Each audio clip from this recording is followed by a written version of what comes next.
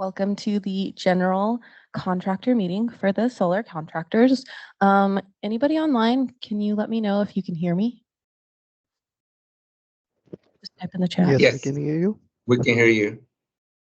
And you guys can unmute. Interesting. Okay. Well, thank you. All right. So hi, my name is Athena. The QR code here, go ahead and scan it. And that way we can monitor that you participated. You can also type in the chat and we'll record it there as well. And then if you have any issues with the QR code, please let us know. I think the camera's over here, so I'll stand right here. All right. So guys, hi, my name is Athena. I'm a program coordinator. And then I also want to introduce the rest of the team. So I'll walk over to you guys with the mic. All right. So here you go. Thank you, Athena. Hi, everybody. I'm Megan. I'm with the Solar Inspections team.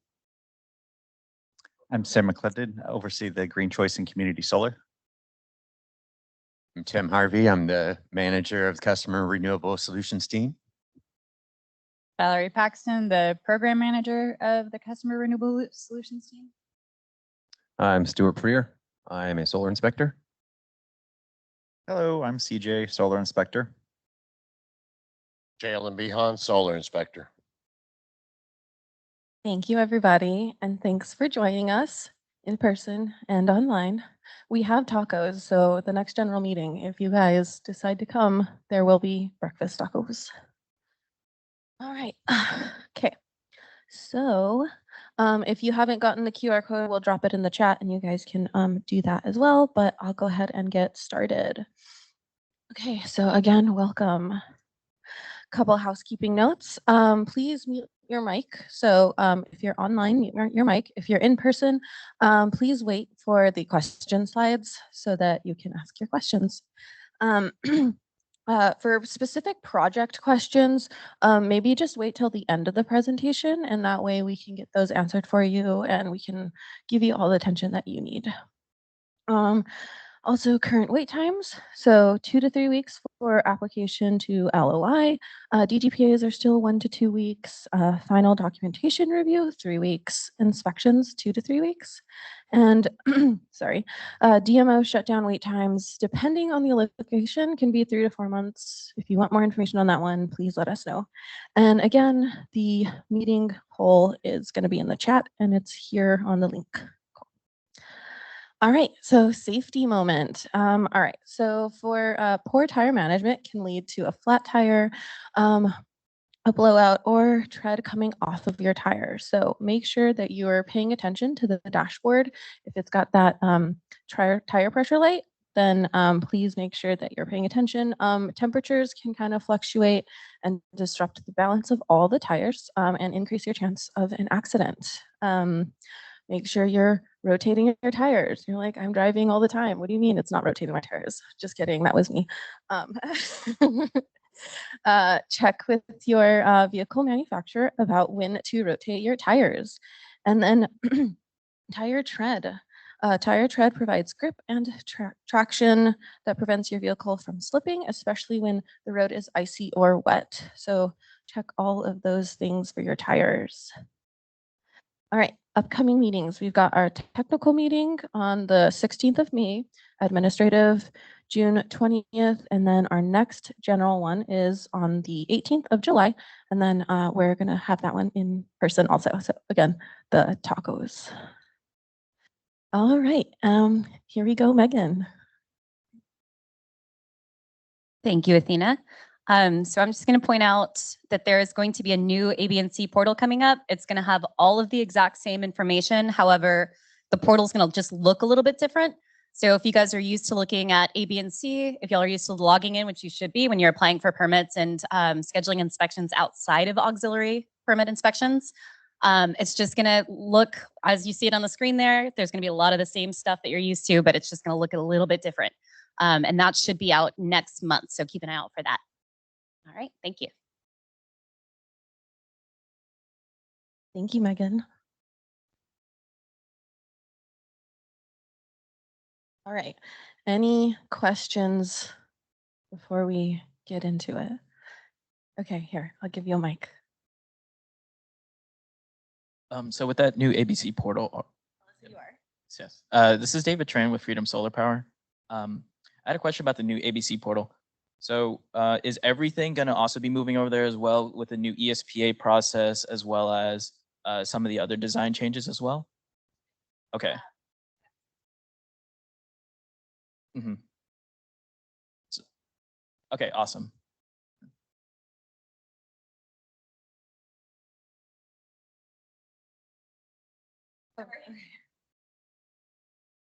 Thanks, Tim. Sorry about that. So for those of you that couldn't hear me or that couldn't hear David, the question was, are they going to have the same SBA? I always do that. ESPA and sort of metering processes, I guess. There was a second one too.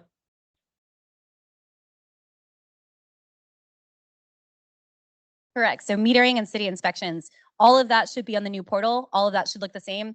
Unfortunately, solar aux permitted inspections will still be on that smart sheet form. So don't do that in the ABNC portal, even the new one. That'll still be in the solar inspections form online until we get that moved over to that new portal. But everything else will be there.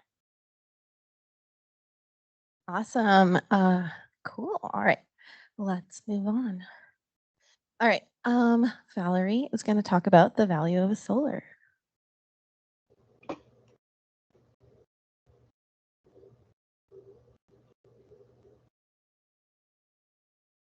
Hey, everybody. In a minute, we'll start talking about our programs, which as participating contractors, you all are participating in. Thank you for that. The value of solar bill credits, we review these every meeting. All contractors, whether you're a participating contractor or not, should know about how our customers are billed for their solar production. So value of solar bill credits, you don't have to apply for. They happen automatically. Every solar system gets a solar meter and then are billed as we're going to see here. And I went too many slides. So real quick, there's no net metering in Austin Energy Territory. So please review your proposals that your salespeople are using. If it references net metering, please take that reference out and make sure that any payback calculations are not according to net metering principles, right? Customers do not need to apply for the value of solar. As I said, that happens automatically. There's nothing additionally that customers need to do once their solar meter is installed after y'all finish final inspection. So under the value of solar rate, all of the solar production is metered and is credited at that prevailing value of solar rates. And all of this is the sticky part, all of the consumption used on site is charged per our tiered rates. So we'll take a look at that again in a second. And just so y'all know, the value of solar rate currently is 9.91 cents for residential and commercial customers under a megawatt. It's valued a little less for commercial interconnections per meter over a megawatt, just because it requires an ERCOT settlement meter. Some other things are going on there. And we assess it every 3 years, or we assess it on an annual basis, but we update it every 3 years. So it's designed to track with the market rates that are being paid. And when it changes, it affects everybody. So if you had your solar installed 15 years ago, if you hadn't installed last year, that's the rate that we pay for all solar generation. Just relating it to the bill, what you'll see here on the bottom of this chart, everyone that has solar gets this little graph on their bill. On the left, you see a column for kilowatt hours used. On the right, you see a column for kilowatt hours generated. For the this is a commercial bill, but this concept applies for residential as well. We just changed the name from total service consumption to whole home consumption. But we wanted to offer just another sort of breakdown of what the value of solar bill credit works, both the bill credit for solar and then also calculating whole home consumption for y'all. This is also important for customers that have batteries as well. A lot of times when the storage is installed, customers think that their batteries are saving them consumption or, and hopefully we all know here that's not exactly what's going on. And we want our participating contractors, especially, not to be communicating that to our customers. Then they email us, they're upset. It's too late for us to fix anything. So help us out. So real quick here, we've laid out the bottom of this page. On the top, you'll see the total service consumption comprises both energy sent from the grid to the home or business, and also energy sent from the solar system to the home or business. So they're getting billed for some of their solar production if they're using it on site. Meanwhile, on the other side there, for total solar generation, we want to make really clear that that value of solar credit is everything that is produced 100% right off the roof. So whether it's going to the home, whether it's going back to the grid, you're still going to see that value of solar credit for that rate, for that amount. So hopefully this graph kind of helps that out a little bit. We definitely are expecting you guys to teach your customers about value of solar. You can do that through our website. We have solar education training that's required for residential customers. And there's also an Austin Energy bill explainer that dives more into like the meter reads for people that like to see that. So just one more time, participating contractors must educate customers about value of solar and how that's going to impact their solar system, possible solar and storage. Your sales documents shouldn't reference net metering. And we're here to help you explain that to your customers with these resources available to you. So thank you. Moving on to the rebate programs. I'm just turn it back to Athena. Thank you, Val. All right, solar rebate programs. Here we go. All right, so we've got residential, multifamily, and commercial programs. If you pay attention to the meter, that's going to help you out. So for residential, of course, we've got our resi meters. The minimum size is 3 kW, and then that is a flat 2,500 fee, or sorry, it's a rebate that goes directly to the customer. For multifamily, if it's a resi meter and there's a minimum of 2 single dwellings, then you can go for the multifamily 2,500 per unit. And like this is for apartments and condos, duplex, things like that. And then we have our commercial programs. So this includes nonprofits. It's a master metered. Multifamily properties can go through this program for their commercial spaces, so like gyms and things like that. So that's how it's broken up. And then just a deep dive into our residential.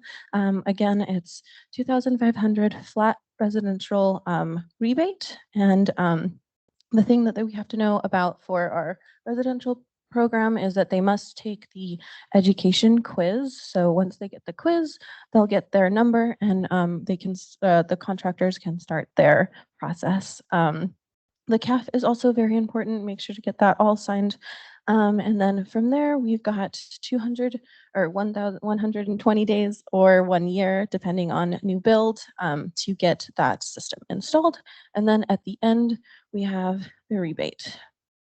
All right. For CBI and PBI, so this is commercial, we've got 2 programs, capacity-based and performance-based. And for capacity-based, it's nonprofits, and then the smaller, and then larger, small or medium, large, extra large for the performance-based. The big thing here is that capacity-based, you get a one-time check at the end of installation. And then for PBI, it is going to be an on-bill credit for 5 years. All right, so if your project goes over 74K per year, then you will need council approval. So the RCA schedule is here. Our next one is April 23rd. That's the deadline to submit DGPAs and contracts. So if you are planning on having a big project, make sure to get that date. If you have any questions, you can email the solar and we can help you out with that. But yes, if you are planning on doing anything large and you want to get it going, April 23rd. All right, okay, so our last program is the multifamily. And so this is, I like this graphic because you can see the one-time installation rebate goes to the property owner, and then the ongoing value of solar that Val talked about, that goes to the tenants. And so again, it's one-time check, and that goes to the property owners, and then value of solar to the tenants. All right, so with shared solar, it's basically benefiting these tenants with one system. So you got one system, but it benefits everyone. And this is for units of 5 or more. And then it's also with shared solar, billing multiple residence meters can receive solar credits for a solar system with a single point of interconnection. That's the big point here, so that multiple people can benefit from that one array. All right, and now Tim is going to talk about grants.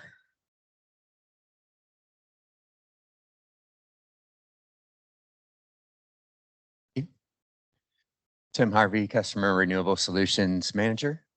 Hey, first of all, I just want to recognize everybody in the room and online for all your efforts to help make a good experience for our customers. I think you all deserve appreciation, as well as my team, who just really kicks butt all the time. And I know if there were like more than 5 people, 5 contractors in the room, you guys could give them a big round of applause. But you know, virtually, why don't you give them some claps? And if you're in the room, because they do a great job. Yeah. All right. So I'm going to go over some of the grants and programs and the efforts that we have going. None of these are finalized. So this is all pending or under development. So keep that in mind. Next slide, please. Oh, is there a clicker?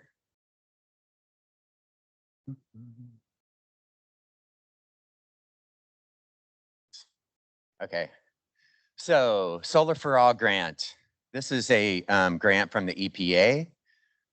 They have, it's $7 billion and they're giving out 60 awards. Basically 1 to each state and then 10 others for territories such as like Puerto Rico and Native American territories, et cetera. So we, as the state of Texas, have submitted 2 applications. One came from the Housing Authority of the state of Texas, and another came from a coalition of cities and areas in Texas, and that's what we participated in. So that includes Houston, Dallas, San Antonio, us, and some other areas, some rural areas.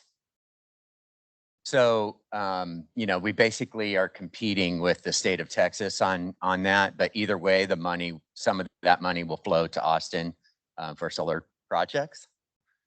If we get awarded, Austin Energy will get $54 million. Of that, $9 million will go for workforce development and technology improvement. So there's a huge workforce development component to this.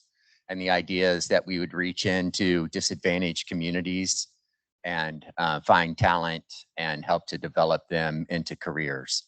And so then the rest of the $45 million would work to buy down what we call an inclusive utility investment model. So basically the way that works is Austin Energy will go out for an RFP for a power purchase agreement for the solar and a performance contract for batteries. And then that third party would deploy solar and storage at low-income residential homes, or just residential homes in disadvantaged communities, I should say, as well as multifamily complexes. So for the first 15 years, Austin Energy would be under contract for the power purchase agreement and the performance of those batteries to use those on the market to create avoided costs for the utility. After that 15-year period, the ownership flips to the homeowner or to the host. So this is a way to get solar and batteries out into low-income communities without burdening them with the risk of investment. So basically, we bear that risk along with the grant funds, and the grant funds help us with that risk. So this could lead to potentially about 6,000 projects in disadvantaged communities, along with another 100 or so multifamily projects. So we are expecting to hear back from the EPA on that at the end of this month or early next month. So we're really anticipating that. If we get it, we'll start scaling up immediately. The grant includes resources for Austin Energy to help make this work. And we'll be working directly with the community and community benefit organizations to make sure that we're designing this program effectively for the low-income community. Another part of this is that, so for the host customer, they would get an upfront incentive to be the host. And then in the event of a grid failure, the system would be there for resiliency.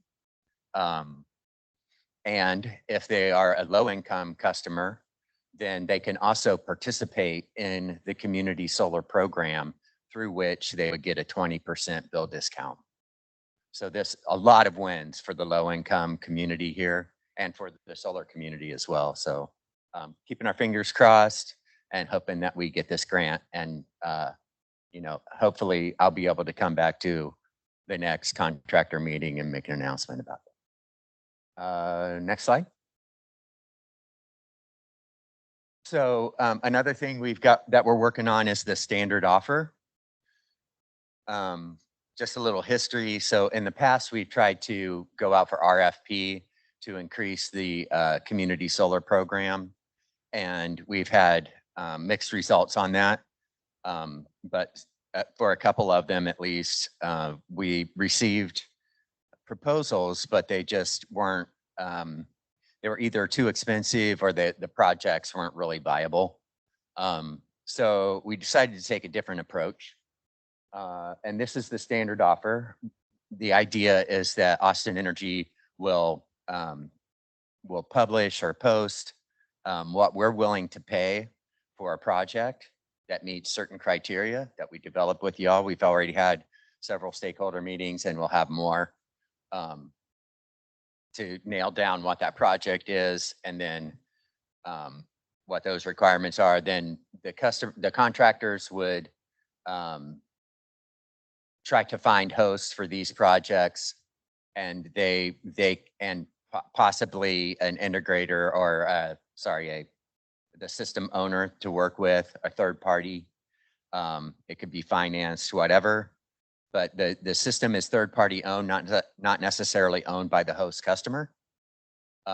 We're working on being able to interconnect this behind the customer's meter, but bill the customer as if it's in front of the meter to try to reduce those complications, or it could be potentially connected in front of the meter.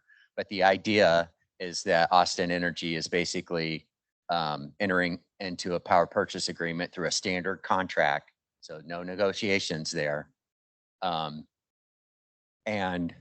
it may be through, it may be like a PPA, or it may be through a feed-in tariff, where we haven't landed on our approach there yet. But essentially, that would be a fixed term, fixed price contract with the provider, such that the payment goes directly to the third party owner. So we're basically, the third party owner will have a hosting agreement with the customer. So that's how the customer gets their piece. And then we pay the third party contractor or owner directly. So this would help to solve split incentive issues for commercial.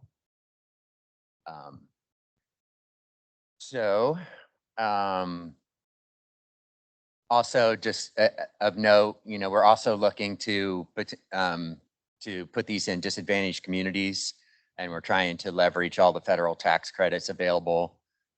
We're pretty confident that we would, at minimum, be able to leverage the 10% federal tax credit, but we may also be able to leverage the 20% federal tax credit.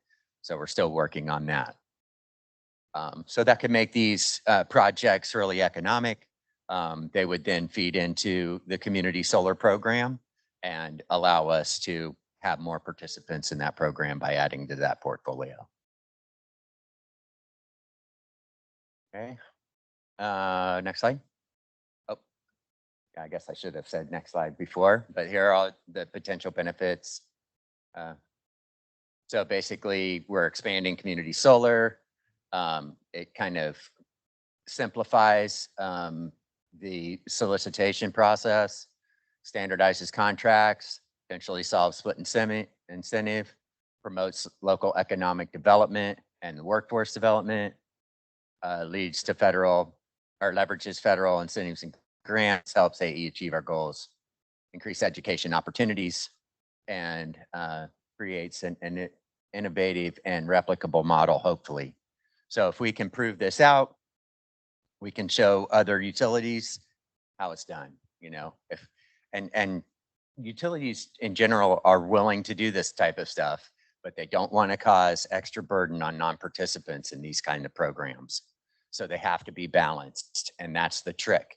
That's why we can't just come out and say, oh yeah, we'll give you 20 cents a kilowatt hour. That's not going to happen. It's going to be, we're going to try to drive to that point where we're paying enough to make projects happen, but not paying so much that, you know, we're paying too much. So that's the trick. And we have strategies on how to get there. Hopefully we can get really close out of the gate. But if that's not the case, then we'll make adjustments and try to get there. Next slide. So another thing we're working on are resilience hubs. So these would be pretty crucial in the event of a long-term grid failure. So we've been working with the community for a while to identify where they want these hubs to be located and what our priority hubs are to start off with. And we've identified 4 community centers essentially on the east side, on the Eastern Crescent. And the idea is that we would deploy solar, batteries, and natural gas generator as a backup. The batteries will be substantially sized commercial batteries that can basically power the whole building for a few days autonomously. And then with the solar to provide power to them, you could potentially go for long periods of time, especially with a natural gas generator that would back everything up. So, you know, we're looking for real resilience. And this, by the way, doesn't stop at just energy resilience. We're talking about water resilience, food, shelter, you know, the whole gambit, social services, things like that, what the city needs in the event of an emergency. So we're also looking to, we're also looking to leverage a grant for this. We're in the process of submitting that grant application. We've already submitted the concept paper and it was very well received. So we've been encouraged to move forward with the grant application, and it's called the GRIP 2 grant. I don't expect to hear back about this grant for probably 5 or 6 months, but we'll let you guys know if we get that one as well. Fine. So you may also know that the resource generation plan basically drives Austin Energy to meeting certain goals that were established by the community and key members in throughout the process. So basically, we had committed through the previous generation plan that if we didn't make certain progresses or if the market changed, which both happened because we have been trying to get out of our coal-fired power plant that we share with LCRA for a while, but we've been unable to finalize any of those negotiations. And also the ERCOT market has shifted pretty dramatically, and our costs have increased and values of things have changed. So in light of that, we had agreed previously to open up the gen plan and adjust it if needed. So we worked through some different versions of that adjustment, both internally from Austin Energy and the Electric Utility Commission had their own effort. The 2 plans do not line up perfectly. And so we're now moving through a process to come to an agreement on what makes sense for the community and for the environment and financially. So we're looking to bring in and engage new stakeholders, educate them, get different perspectives from the community to inform this effort. And then the idea is that we would propose a new resource generation plan to council sometime towards the end of this calendar year. So it's yet to be determined as to whether that plan will go out to 2035, but I suspect it will. And then it's of note to y'all because these goals drive our programs. So something to stay in tuned with, something to get involved with if that's in your wheelhouse. And, you know, and also we'll keep you updated on how that moves forward. So we've got a couple other efforts that I didn't make slides for, but I'm just going to go ahead and talk about real quick. One is that we're working with EcoRise to develop a curriculum for middle school kids. So that's pretty cool. A lot of good work going into that. You know, we know that if we engage the young community, the next generation, then we're going to have a better time with them, you know, engaging them in the future. So we're start early. And another thing that we're looking at, and I'm not saying this to open up a floodgate of questions, but just to let you know that we're looking at this and we'll have more announcements, and we do want to have stakeholder feedback about it, but we do also want to get a little bit further down the road. But it's the idea of export limiting. So what can happen now is you have, you know, 4 or 5 residential customers on a single transformer. And the first 2 have already went solar, did a bunch of batteries, and now there's no more capacity left on that transformer. And poor third customer, if they want to do it, they have to upgrade the transformer. So that's probably not going to happen. You probably aren't going to get any more projects off of that transformer.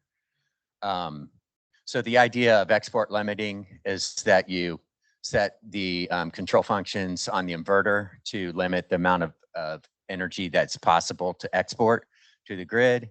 And then the policy would say, okay, customer has to limit their export capability to 90% of their proportion of the meter or of the transformer.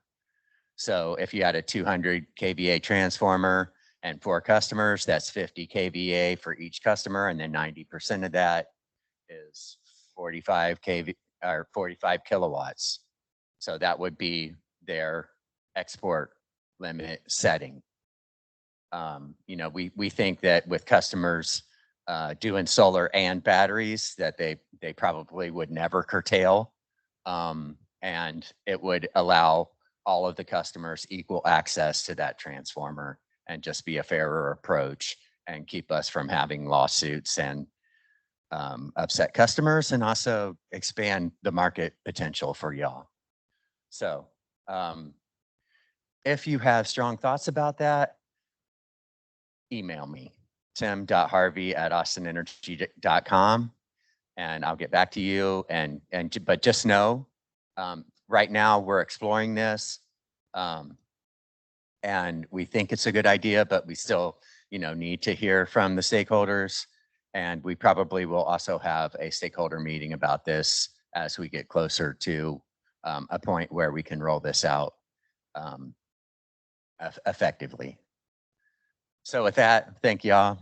Have a great day. Thank you, Tim. Awesome. All right. So we're going to get into our quarterly report.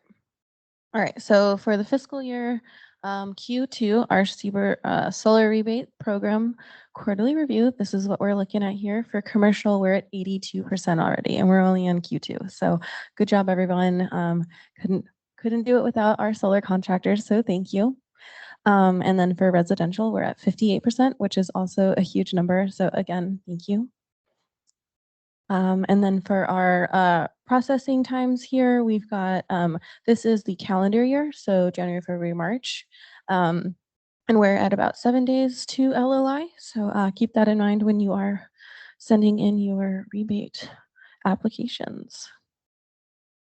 All right, and then these are a couple of quotes from our customers. We got some feedback from the residential program, and so feel free to read at your leisure. I'll read the short one here. It's fairly easy process if your solar installer guides you through it. So this is just proof here that you guys all do an amazing job. Our customers agree, so Again, thank you. All right. And then Megan, do you want to talk about our contractors?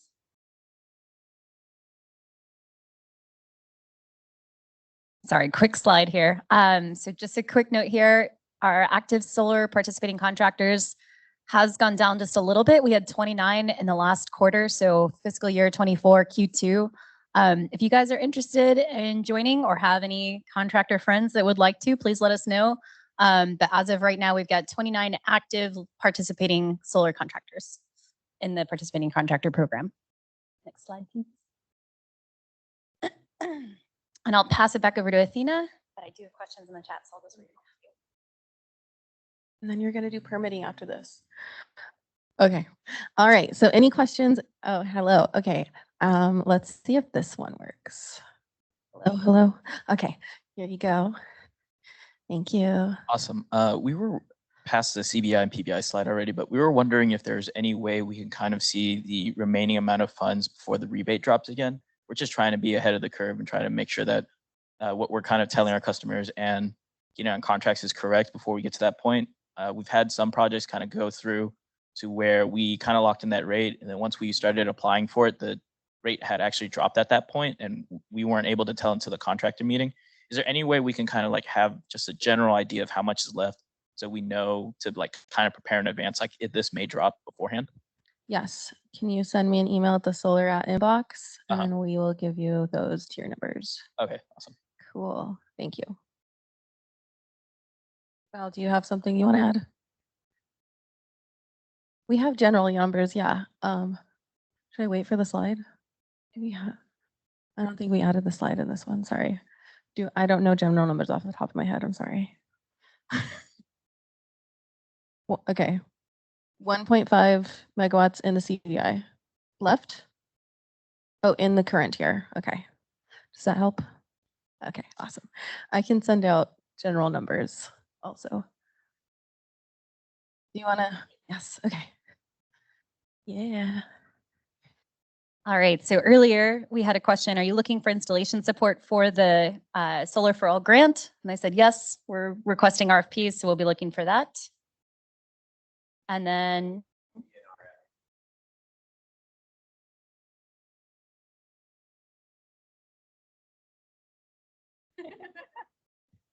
Okay, so we'll be notified as to whether or not we get the grant, hopefully within the next month.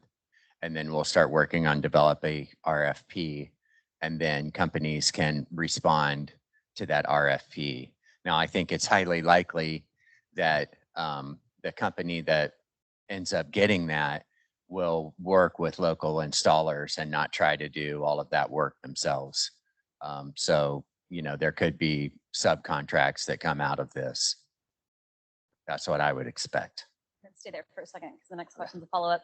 As a follow-up to that one, how do we submit a proposal for the grant for the, sorry. Where can I look for Austin Energy RFPs? I believe that's the City of Austin vendor registration website, right? Or the finance? That's right. Yeah, I okay. think, and I'll have to verify this. I know this is correct at one point, but if you're registered with the city as a solar contractor, then you'll get notified when we release the RFP.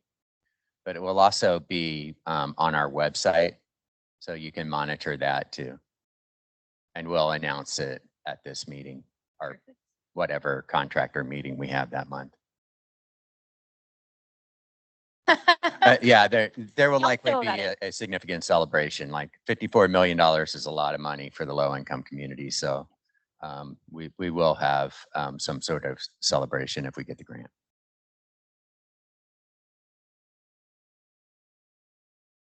There you go. If you Google Austin Energy RFPs, then that will also show you what we have out there.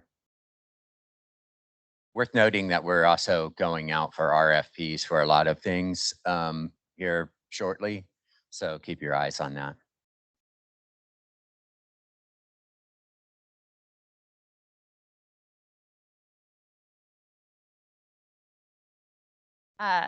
Forum regarding program tiers as of April 1st. So we are looking at, we're in tier 2 of both of the rebate programs. So our PBI at rates will last, like if you get your project encumbered, for another 1.5 megawatts AC.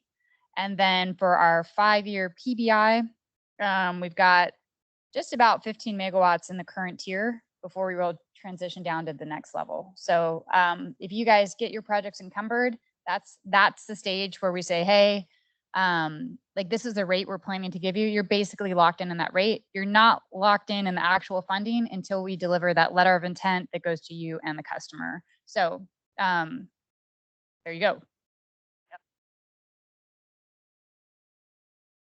All right, just a couple more questions and then we'll jump back in. There's questions about PBI application review times, but I'm going to ask you guys to please ask those at the very, very end of the presentation so we can get to that specifically. And then one more, how do we submit a proposal for the grant for ESS? Who do I reach out to get more information? And Alvaro, I just wanted to ask if you could confirm which grant you're referring to, or if you're talking about export limiting. So if you could just add that in the chat, then we can address that one. Alrighty, and I think that's it. I'll just say in general that the grants that I talked about are still under review. So we haven't been awarded them. Once we are, we'll definitely let you all know, and you'll see us being active and getting RFPs out, things like that. Cool. Once we know, you'll know. Awesome. All right. Back to you, Megan.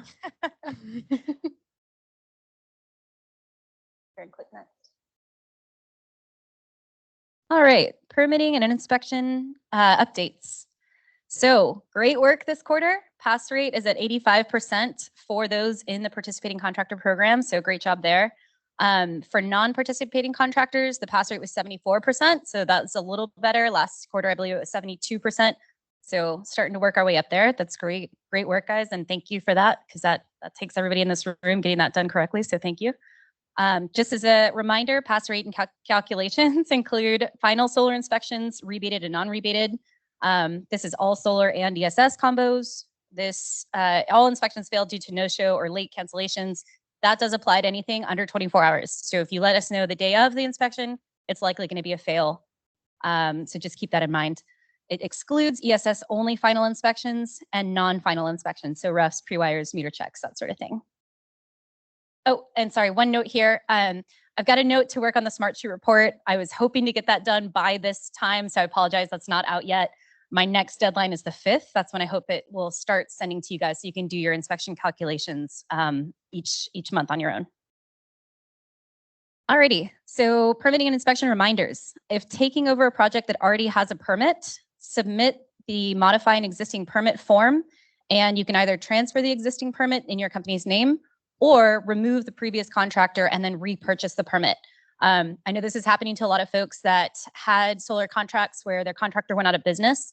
So if you're taking over one of those projects, I just want to say thank you, because that means a lot for this industry to make sure that we're kind of covering each other when things go wrong. But just know that we do have a process for that in place. So if you guys have questions about that, just reach out to solarinspections@austinenergy.com. And then you'll submit a new DGPA for either option. Of course, that does need to have all the updated information and have your as-built or as expected, I guess, DGPA specs there. So please resubmit those as well. So to request a shutdown from AE, email the St. Elmo distribution@austinenergy.com email inbox, or you can call 512-505-7620 and choose option 4. Again, as Athena mentioned earlier, that can take up to 3 to 4 months in some areas of Austin. So please do that as early as you can. You will need an active permit ahead of time. So make sure you've got the upgrade permit number and the scope of work in your request before making that phone call or sending out that email. Urgent inspections. Again, we always keep this note here just to keep you guys ahead of the game. But until further notice, next day inspection requests will be allowed, but not guaranteed. Our inspections queue right now is at about a week and a half, actually. So we can accommodate some things a little earlier if y'all need it. Just add a note in your comment and your inspections request, and we'll try to accommodate that. All right, design and metering reminders. Electrical service must be up to code. If you have questions about that, please look at the design criteria manual. My hope is that everybody on this call will have read this. and at least have references to it. And somebody asked me the other day, when we ask questions, what is a good question for you? If you reference the DCM or our interconnection guide in your question, that's a great question because we know that you've done a little bit of work to try and figure out the answer ahead of time so that we're not having to regurgitate exactly what we put out already for you guys. So please make sure if you're asking questions to just make sure you've got a reference back to the code. All right, when your work will alter service, contract distribution metering for feedback before you build, or when you encounter an unusual service configuration to ensure that your PV meter install will not be delayed due to non-compliant setup. This is really important. Do this up front as early as you can, because if this happens at the end, it costs everybody a whole lot of time and money, and nobody's happy at that point. So please, please do yourselves a favor and do this at the very beginning. Wireway gutter box ahead of billing meter is not allowed per the DCM, section 185, bullet number 2. Consult with distribution metering again if you see this. This primarily affects multi-metered properties. All right, tap splices, communication wires not allowed in meter cans. Again, metering will come back at the very end of your project and tell you don't do this, and then we'll all have to have that conversation then. Please confirm that your utility meter enclosure is on the approved list. We provide that to you on our website, so check that out first before installing. All right, meter collars. AE allows certain types of meter collars, aka socket-mounted transfer switches, within our service territory. The device is placed behind the utility meter and within the meter socket and acts as an isolation switch. This works in tandem with on-site ESS or generator for home backup. If you have questions about which meter collars are approved, please see the AE website. Again, that list is up there for you guys to check out ahead of time. All righty, and with that, I will pass it over to Sam on who to contact and when and why. Really fast is the last part of our, I guess I can change the slide. That's right. Last part of our presentation here. We want to make sure you have all the references that you need. And so these last slides here have all the helpful links to different programs, as well as email addresses and phone numbers. So if you have an admin office who uses these things, please print them out, hang them on the wall. You can copy and paste all of these great contacts in an Excel spreadsheet very easily if you want to condense it all. But basically everything here points you who to contact about certain items. If you email us at solar@ with one of these things, we'll most likely point you to these resources. And so if you want to help us eliminate the middleman, which is ourselves, you can go directly to these resources. And that's all we have here. Any Q&A?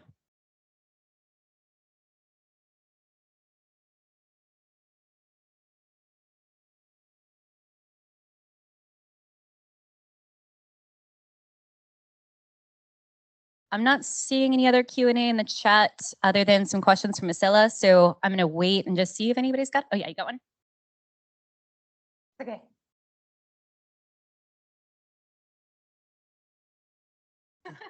I do 10K today too. Yeah. So recently, we've been getting required to obtain ESPA forms for a lot of our solar projects. Typically, we don't really need to fill out this form because we're not upgrading or changing the service in any way. We're typically just kind of doing like a line side tap or kind of a breaker tie-in. Every time I've reached out to the contacts with the ESPAs to get them approved, they tell us that one is not required.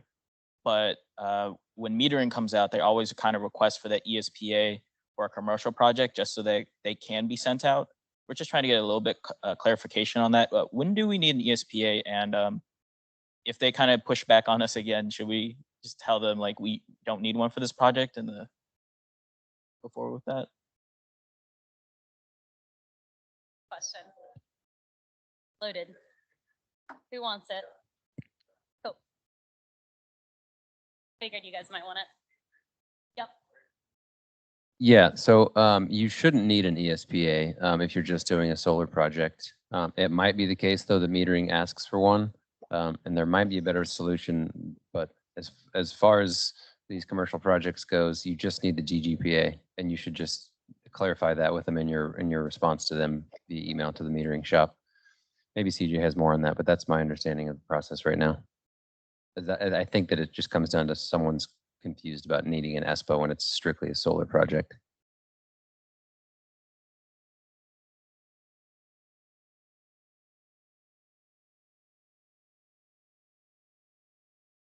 Kasi ba tulog na? Sorry, if you guys are in online, can you make sure you're muted? Thanks.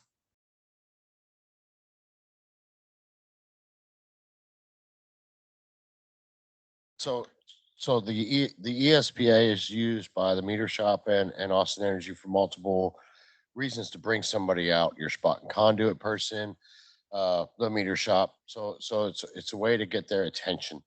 On most commercial jobs and so far on the ones we've dealt with personally, the meter shop needs to come out anyway. Just for verification, it makes the job run smoother when they're on board instead of at the end when we find out something. So the ESPA gets their attention and gets them on board to come out. Without it, it doesn't get their attention. It doesn't raise any flags to bring anybody out to assist at all. So the ESPA is kind of a document that we can tell you, hey, you don't need it. However, to get the proper people's attention, oftentimes it's beneficial to fill it out, have it, and that way it goes where it needs to go for sure without having to longer delays of trying to figure out how do I get you here if I need you. Well, then, 2-3 weeks go by and all of a sudden you find out you need an ESPA. So it's smooth out the wrinkles on all your commercial ought to be best.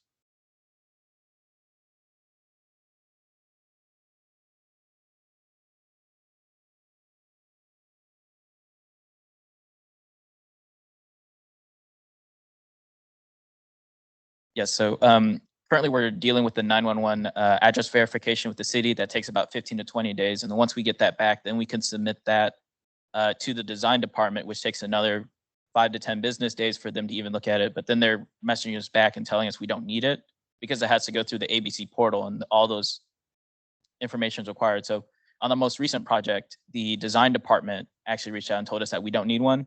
But when I brought up that, hey, metering needed it, they're kind of lost again and they're trying to send us back and forth. Yeah, I just wanted to get verification, but thank you so much. Mhm. Yeah, I was gonna go to. Okay. So we want to dial this in some. The last thing we want you to have to do is to do an ESPA, wait, all the, wait, pay, all that stuff when it's not even needed. So we need to coordinate more. If you could send an email to SolarAt and just kind of describe what departments are saying that you need the ESPA when you don't really need it, that would help us. And we'll get down and drive down because we really don't want to send you down rabbit holes and try to avoid that. Awesome. Thank you. So coming from DSD for 5-6 years now, coming over here, something I've learned about the metering shop is when you add solar or batteries, they're considering the service being upgraded because your service now has the capability of bidirectional power flow. So the metering shop looks at it as you have an existing service, but now you have upgraded said service. It is also a good idea to reach out to DMO metering just to ask the question of, okay, I'm doing this solar project or I'm doing this battery project, this ESS project. Do you require an ESPA? Because at the end of the day, when you have the complex metering and you have to get that green tag on complex metering, that's not a DSD thing. That's not a solar inspection thing. They may still require the ESPA because of that upgrade you've made to the service. So it is always a wise idea at least to email DMO metering just to ask the question. They may just say no, but at least you have it in writing. And it's always a great thing from being on the outside then coming in. It was always a good idea no matter what, even in plan review. If it came from Austin Energy, get it in writing. So it's always a good idea to at least ask the question before filling out the form and going down the rabbit hole and paying all the stuff and, oh, we didn't need that. So always a good idea just to reach out. Awesome. Thank you.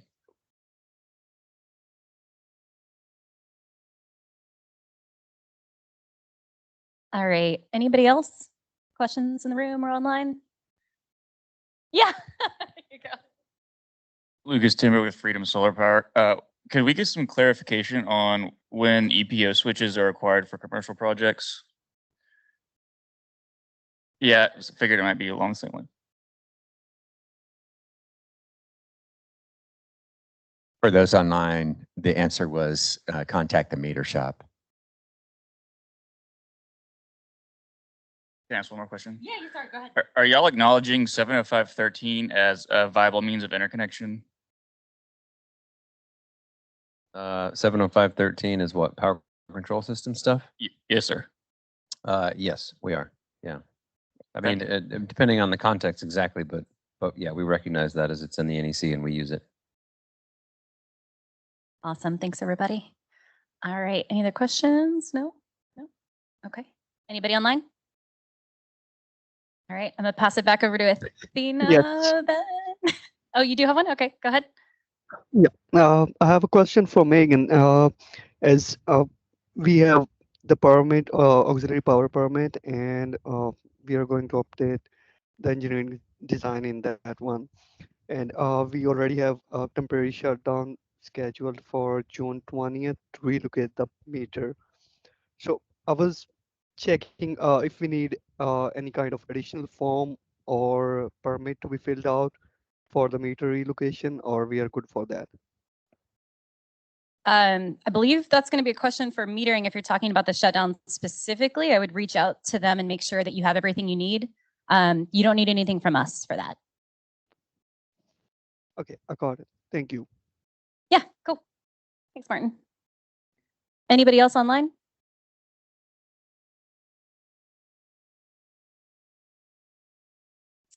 Oh, questions about ESPA DMO? Is that the best contact?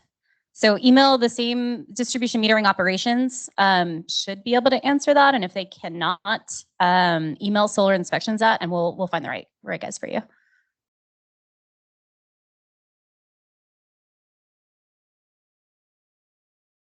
Sorry. Are we now required to go through CT inspections prior to our shutdown to make our interconnection?